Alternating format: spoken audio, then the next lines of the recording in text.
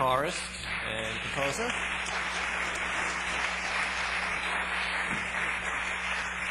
Thank you. Good to meet you, Eddy. It's good to be here. Thank you. Now, you were in town, I guess, very recently Oh, yeah. for a set of performances of Chicago blues, is the way it was billed.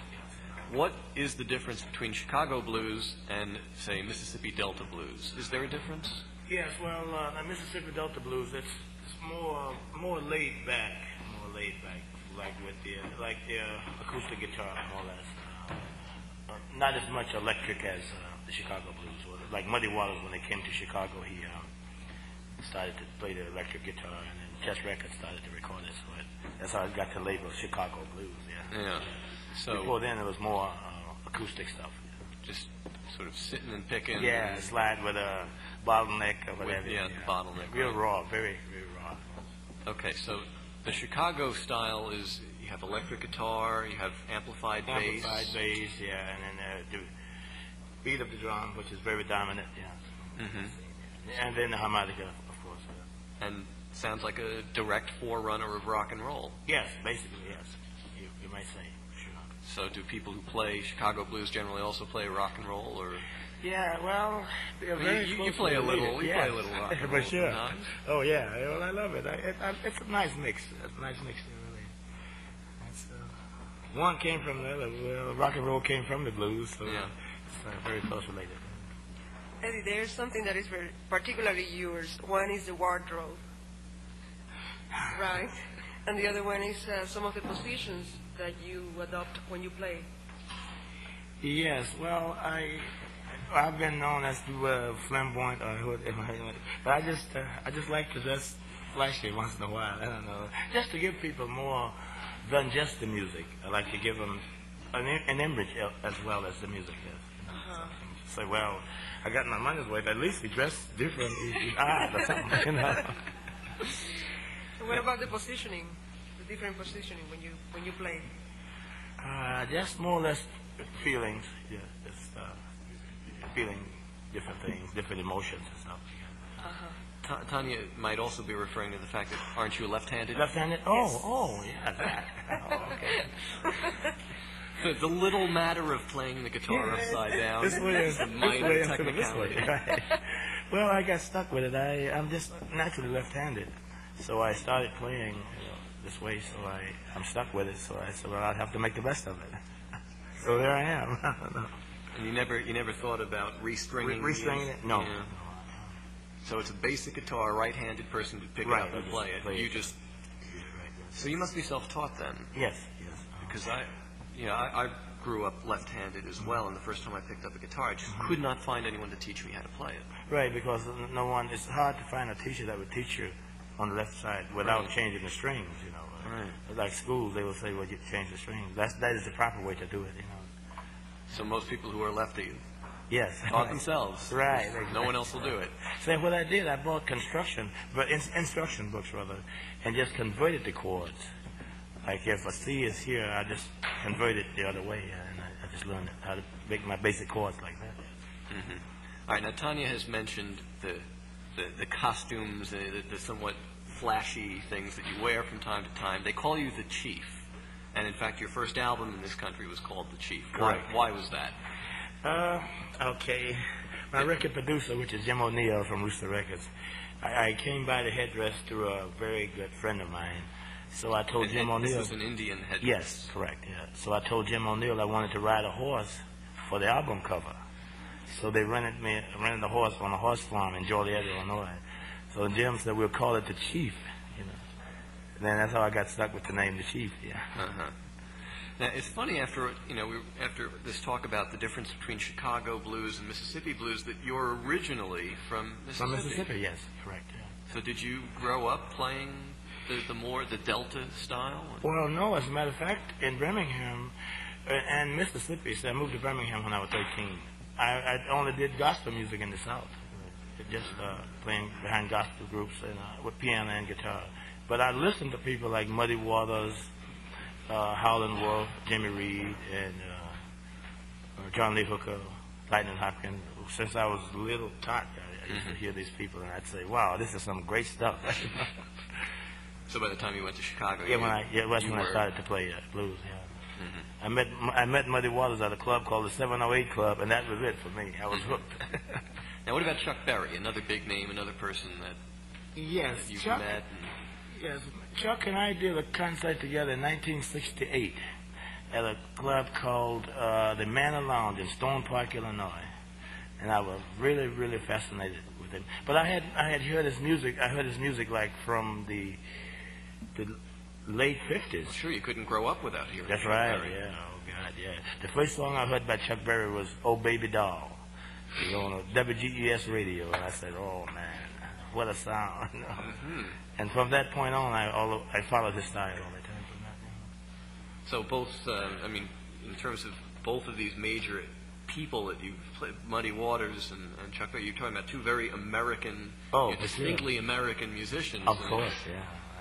So the music that you'll be playing for us tonight, I assume it's going to be like a set of shorter pieces, right? You don't just kick out and play a 20-minute solo or something like that. Right. We'll have to cut them short, but we'll try to make it interesting, really. So what kind of a mix are we going to get? We're going to get some of the blues, some of the real traditional-sounding Chicago stuff, or are you these days playing more, since you have the electric instruments, a more electric sound, a more rock and roll sound? Well, I'll do a couple of traditional songs, and I'd like to do maybe a couple of short songs from my new album, Flim Doozy, if it's okay, this short version, which is pretty basic tradition stuff. That's two songs on that. It's pretty traditional. Yeah. Now, when you say you're going to play some traditional songs, do you mean things that you've written that sound traditional? Sound traditional. Yeah, right. Okay. Then that's the more modern arrangement stuff, but I'm not going to get into that now. Yeah. We'll stick to the format. Okay. Well, how far back does this stuff go in terms of, how far back can you go for songs to arrange and play? Oh, to the 40s, yeah. Like back to the 40s, like Big Joe Turner and people like that, yeah. Back in the 40s, yeah. Louis Jordan, yeah. Right. Yeah, back in the 40s. There's a lot of great stuff come from that area. But it seems not to have occurred to most Chicago blues players to try and update the Mississippi stuff. That seems, sort of weird to me that, here's this great Delta blues stuff, all of this great old, just acoustic guitar and voice. It seems like it would be great for a band like yours to rearrange get some into of it, that stuff. Well, the truth, I'm thinking about doing some of the old stuff and more of Jim O'Neill, my record producer, expressed it to me to probably take some of the old songs and put a more up-to-date arrangement to them, So that's a thought for me for the future. I'm thinking about maybe trying that.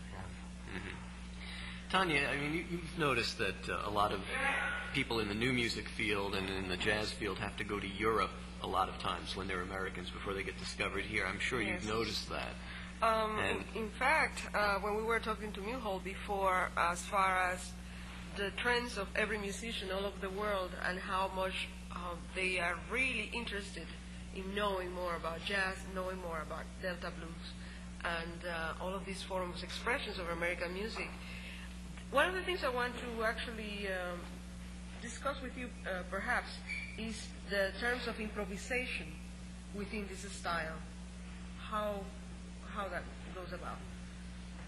In terms of improvisation? Yes. It's got to be different from the way a jazzman would improvise. Yes. I would have to say yes. It is different, yeah. But now the concept, the European concept of jazz and blues are very, very similar. They're very close. It is highly recognized in the European countries because it's a true form of music. Jazz and blues it's got the basic roots of music. That's an item people just crave over there. Matter of fact, I just got back from Amsterdam and Germany 2 weeks ago. It's real high on the list, blues and jazz. Now, you've toured through Europe several times. Oh, yes. About last time, this was my 7th time, to Europe. We went to Africa in June. I forgot to tell you that. Last year, we did 1 month in West Africa, and it was great. What a great reception. That's, the blues. Yeah, that's great. It was amazing. You must have noticed that, the blues, obviously, the roots of it are in West Africa. For sure. It came over here, and now a lot of it's gone back over there, and their music sounds almost like Chicago blues at times. What an interchange, yeah. I was quite impressed with it. So what was the reception like there? Did they just take you to heart immediately? Oh, God, yeah. It's unbelievable, the reception we got. We did 6 countries, and we got great reviews in all 6 countries. I must have prayed. I must have did something right. Might have also had something to do with the playing. Well, right? we worked hard. Yeah. These guys worked real hard. Yeah. Maybe you should just go around the stage and introduce the members of the band that will be... Sure. Okay, on bass we got Herman Applewhite, a longtime musician with the James Cotton Blues Band. He's been with me for 7 years. About 6 years.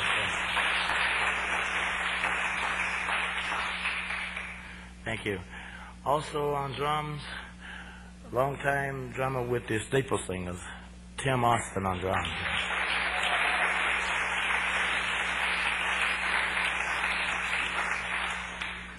And a young, fine guitarist, he was also with the Staple Singers and with Tyrone Davis, which is a soul singer, Wilbur Crosby on guitar.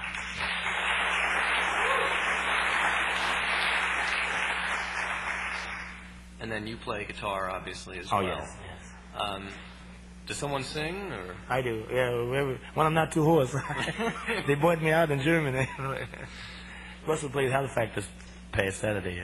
Where was that? Nova Scotia. Halifax, Nova Scotia? Yes. Yeah. Mm-hmm. Now, you actually, we mentioned the fact that your first album in the States was The Chief, but you recorded in, was it France and France, Germany? yeah. Oh, yes. Before you ever recorded For here? sure, yeah. Yes. So it's that old, it's the old syndrome that jazz and blues musicians... It goes there and then come back here. You got to go over there to get recorded, it seems, before you can... Yeah, that seems to be the story, for sure. So, I mean, we're constantly hearing about, legendary blues guitarist so-and-so is coming to town. I guess the reason they're legendary is because we never get to hear them. Never get to hear them, that's for sure. That's a great way of putting it, stating it, for sure. If you're here and you're playing for people, you may be great, but at least, people know you. You're not just some myth from halfway across the country that people never get to hear. That is correct, really. How do you know? How is anyone going to know you're great if they don't hear you? That is very true. All right. So, go ahead, Tanya. Okay. These members of your ensemble, they have been collaborating with you for a long time? For a period of 5 years now, yes.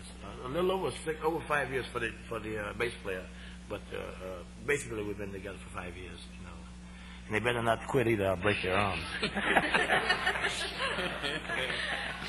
Yes. A group that stays together a long time, you get tighter and tighter. That's the best thing to try and do. Now, how do you split the chores when you have 2 guitarists? Well, we separate our rhythms. He's very sharp on which patterns to play that doesn't clash with another pattern. So Wilbert basically handles the rhythm stuff. You do mostly the lead stuff. Oh yeah, well we switch off. Yeah, we switch off. Yeah, quite a bit. Yeah. Okay. Well, it looks like we're just about ready, and maybe you could just tell us what the name of the first tune is, and then we'll hear it. Okay, the first tune will be a song was done by Jimmy Reed called "You Don't Have to Go, Oh Baby." All right, this is Eddy Clearwater. Thank you.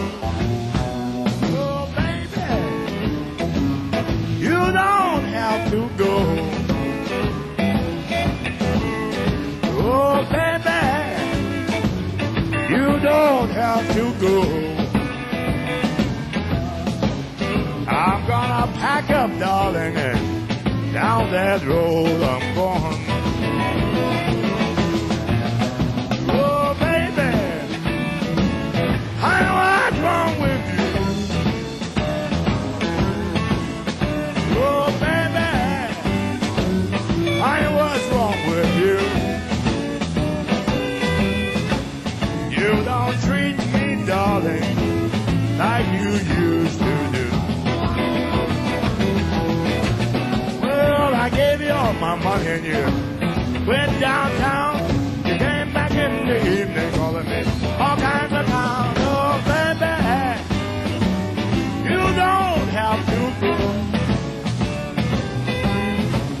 I'm gonna pack up, darling, and down that road I'm going.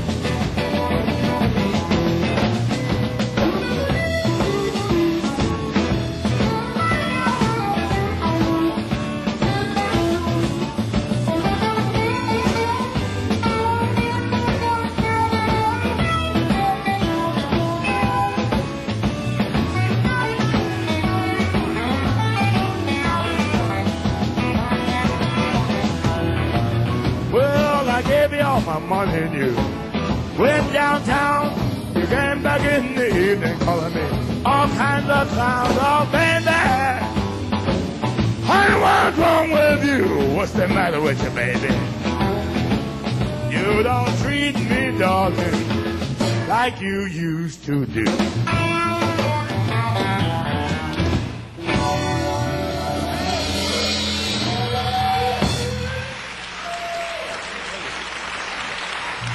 Thank you very much.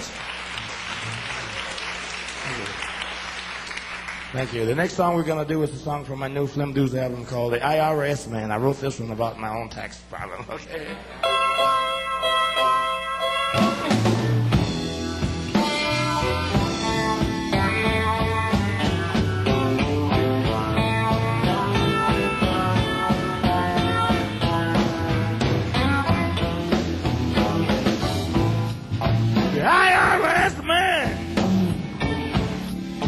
He came knocking on my door.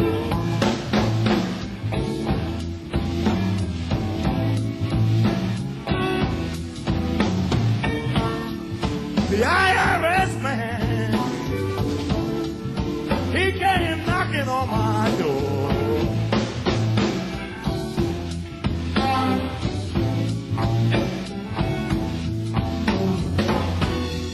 I gave him all the money I had. He said I owe just a little bit more.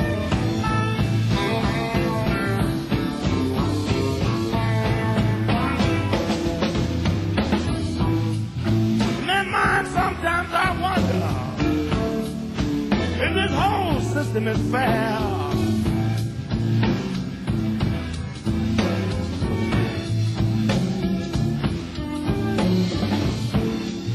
Oh, I sometimes wonder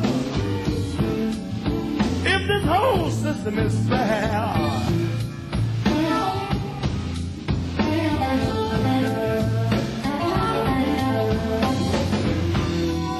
No matter how you try, seems like the poor man can't get nowhere.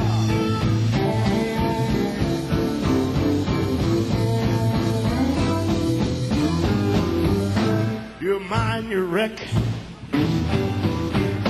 you back, you break. The more you make, the more they'll take. Money's always going out, very little coming in. No matter how you try, seems like the rich man always wins. Taxman, Mr. Taxman, can't you please give the poor man a break?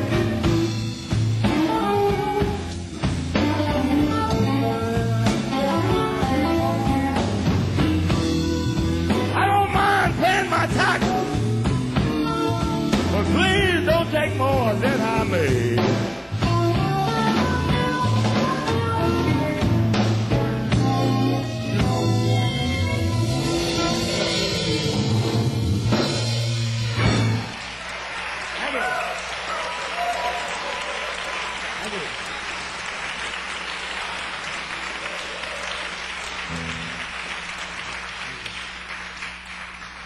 Thank you. The next song is a song I wrote for my next album.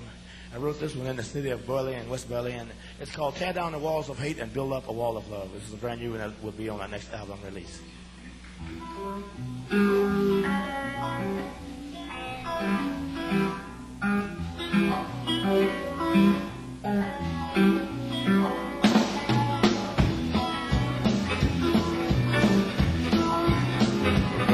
dynamite and a great big crane.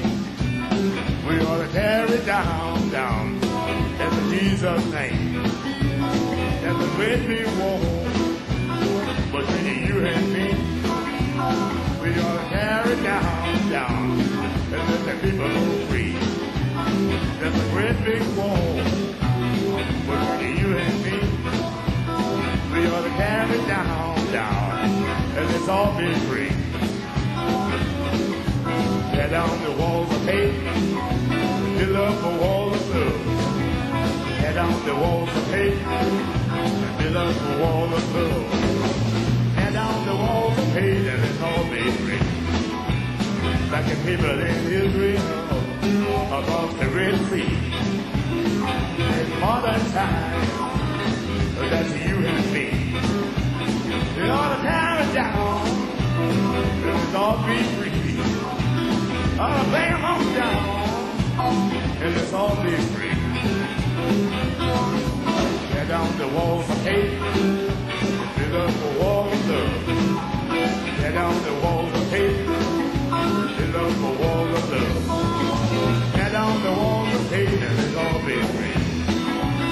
Ought to bang them on down, bang them on down, bang them on down, bang them on down. Bang 'em on down. Bang 'em on down. Bring down the pipe in a great big crane. We ought to carry down, down, in Jesus' name. There's a great big wall between you and me. We ought to carry down, down, and let the people go free. There's a great big wall between you and me. Tear it down, let us all be free. Tear it down, or tear it on down. Like the people in Israel, across the Red Sea. All the time, that's you and me. I'll bring them on down, or bring them on down. I'm talking about the Berlin Wall. I'm talking about the Berlin Wall. Talking about the Berlin Wall. Talking about the Berlin Wall. I'm talking about the Berlin Wall. I'm talking about the Berlin Wall. Talking about the Berlin Wall. Talking about the Berlin Wall. I'm talking about the Berlin Wall. Tear it down. They ought to tear it down. Ought to tear it down.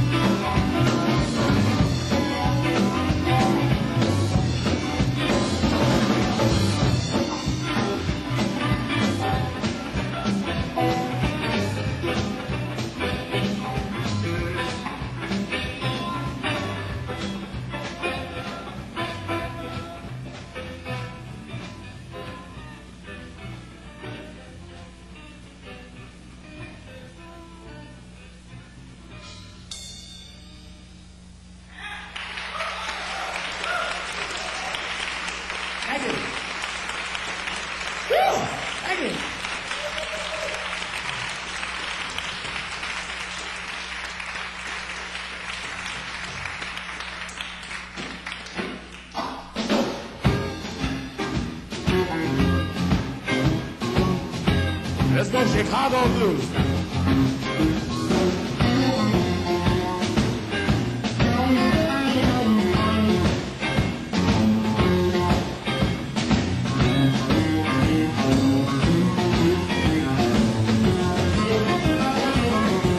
Hey, sugar baby, well, you're looking good again tonight. Hey, sugar mama, you're looking good again tonight.